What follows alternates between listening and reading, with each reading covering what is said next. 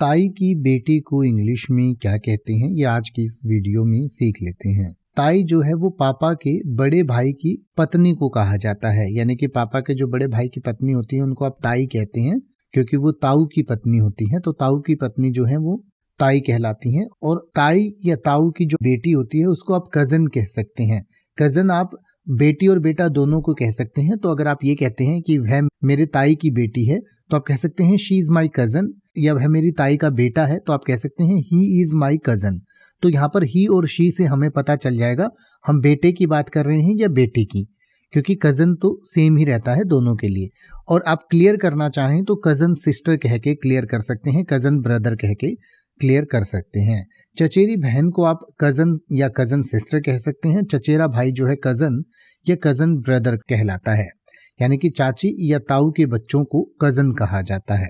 यानी कि आपके चाचा चाची या ताऊ ताई के जो बच्चे होते हैं उनको आप कजन कह सकते हैं।